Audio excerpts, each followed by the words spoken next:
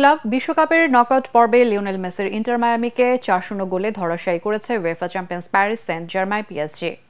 এই জয়ে কোয়ার্টার ফাইনালে উঠল ফ্রান্সের দলটি। এদিকে ব্রাজিলিয়ান ফ্লেমিঙ্গোকে ৪-২ ব্যবধানে হারিয়ে শেষ ৮-এর টিকিট পেয়েছে বায়ার্ন মিউনিখ। আরও জানাচ্ছেন পরাগ আরমান।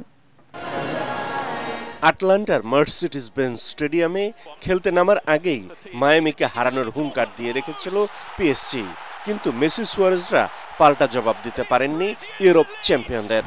খেলার ৬ ও ৩৯ মিনিটে পর্তুগিজ মিডফিল্ডার জোয়াও নেভেস দুটি গোল করলে ম্যাচের নিয়ন্ত্রণ পুরোপুরি চলে যায় লুইস এনরিকের দলের হাতে।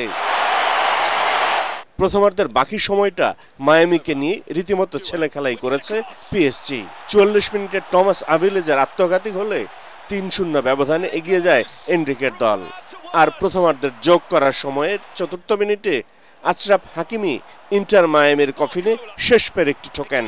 খেলার বাকি সময়ে কোনো দল গোলের দেখা না পেলে ৪-০ ব্যবধানের জয়েই কোয়ার্টার ফাইনালে পৌঁছে যায় প্যারিস সেন্ট জার্মেই। এদিকে ক্লাব বিশ্বকাপে ব্রাজিলের ৪ দলের মধ্যে সেরা ফুটবলই খেলছিল ফ্লেমিঙ্গো, কিন্তু ফ্লোরিডার হার্ড রক স্টেডিয়ামে বায়ার্ন মিউনিখের বিপক্ষে মাঠে নেমে যেন তারা নিজেদের খেলাটাই ভুলে যায়।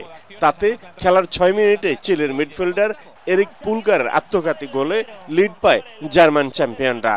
৯ মিনিটে ব্যবধান দ্বিগুণ করেন ইংলিশ স্ট্রাইকার হ্যারি কেন।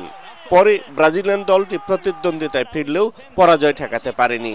শেষ পর্যন্ত ৪-২ গোলের জয়ে ক্লাব বিশ্বকাপের শেষ ৮-এর টিকিট পায় বায়ার্ন মিউনিখ। পরাগ আরমান, এটিএন বাংলা।